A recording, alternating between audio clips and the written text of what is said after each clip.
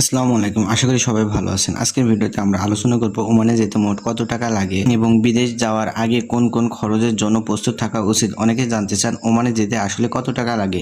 এই প্রশ্নের নির্দিষ্ট উত্তর দেওয়া ঠিক, কারণ মোট খরচ নির্ভর করে আপনি কোন ধরনের চাকরিতে যাচ্ছেন, কোন রিক্রুটিং এজেন্সির মাধ্যমে যাচ্ছেন, কোম্পানি কি কি সুবিধা দিচ্ছে এবং সেই সময় চাকরি, সরকারি ফি এবং বিমান ভাড়ার উপরে। প্রথমে বলে রাখি, বিদেশে যাওয়ার খরচকে শুধু একটি অঙ্ক করে বিচার করা ঠিক নয়, কারণ এই খরচের মধ্যে সাধারণত পাসপোর্ট, মেডিকেল পরীক্ষা, ভিসা প্রসেসিং, প্রয়োজনীয় কাগজপত্র, প্রশিক্ষণ, বিমান টিকিট এবং রিক্রুটিং সংক্রান্ত বৈধ ব্যয় থাকতে পারে।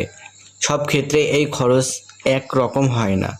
যদি আপনার পাসপোর্ট আগে থেকে তৈরি থাকে তাহলে নতুন করে পাসপোর্ট করার খরচ লাগবে না, তবে পাসপোর্টের মেয়াদ কম থাকলে সেটি নবায়ন করতে হতে পারে। তাই বিদেশ যাওয়ার পরিকল্পনা করার আগে পাসপোর্টের মেয়াদ দেখুন কিন্তু খুবই জরুরি।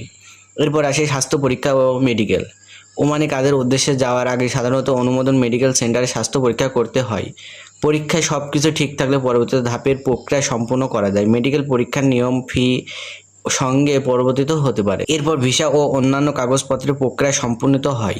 এই পর্যায়ে নিয়োগকারী প্রতিষ্ঠান বা অনুমোদিত রিক্রুটিং এজেন্সি আপনাকে কি কি নথি লাগবে সেই বিষয়ে জানিয়ে দেবে। সব সময় কাজের কাগজপত্র ভালোভাবে যাচাই করে জমা দিন এবং কোনো নথিতে ভুল থাকলে আগেই থেকেই সংশোধন করুন। অনেকে জানতে চান বিমান ভাড়া কি এই খরচের মধ্যে পড়ে। এর উত্তর হলো, এটি নির্ভর করে চাকরির অফারের উপরে।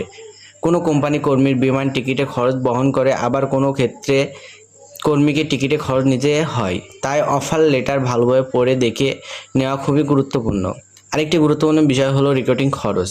বাংলাদেশকে বিদেশ কর্মী পাঠানোর ক্ষেত্রে সরকার নির্ধারিত নিয়ম এবং অনুমোদিত রিক্রুটিং এজেন্সির মাধ্যমে প্রক্রিয়া সম্পন্ন করা উচিত।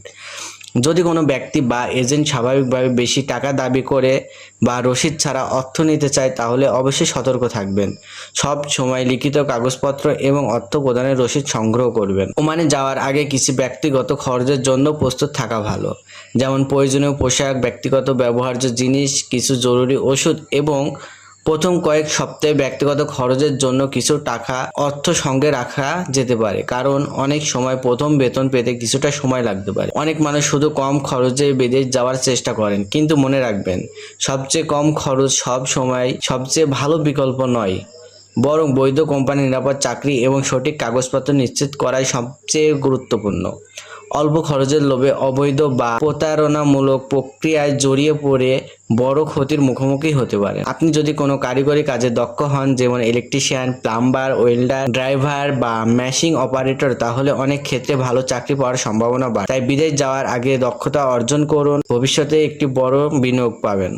সবচেয়ে গুরুত্বপূর্ণ বিষয় হলো সামাজিক যোগাযোগ মাধ্যমে ছড়িয়ে পড়া অমুক টাকায় নিশ্চিত ওমান বা এক সপ্তাহে ভিসা এই ধরনের বিজ্ঞাপন দেখে সিদ্ধান্ত নেবেন। বিদেশ যাওয়ার আগে অবশ্যই সরকার অনুমোদিত রিক্রুটিং এজেন্সির মাধ্যমে তথ্য যাচাই করুন এবং চাকরির চুক্তিপত্র ভালোভাবে পড়ুন। সর্বশেষে বলবো, ওমানে যেতে মোট কত টাকা লাগবে তা একজনের ক্ষেত্রে এক এক রকম হতে পারে। তাই নির্দিষ্ট একটি অঙ্কের উপর নির্ভর না করে আপনার চাকরির অফার, কোম্পানির সুবিধা এবং বৈধ প্রক্রিয়াকে ভিত্তি করে পরিকল্পনা করুন। সঠিকভাবে প্রস্তুত নিয়ে এবং বৈধভাবে বিদেশ গেলে আপনার কর্মজীবন অনেক বেশি নিরাপদ ও সফল হওয়ার সম্ভাবনা আছে। তো আজকের ভিডিও যদি আপনাদের ভালো লেগে থাকে তাহলে অবশ্যই একটি লাইক দিন, বন্ধুদের সঙ্গে শেয়ার করুন এবং ওমান ও মালয়েশিয়া ও অন্যান্য ভিসার নির্ভরযোগ্য আপডেট পেতে আমাদের চ্যানেলটি সাবস্ক্রাইব করে পাশে থাকা বেল আইকনটি অন করে রাখুন। সবাই ভালো থাকুন, সুস্থ থাকুন। আল্লাহ।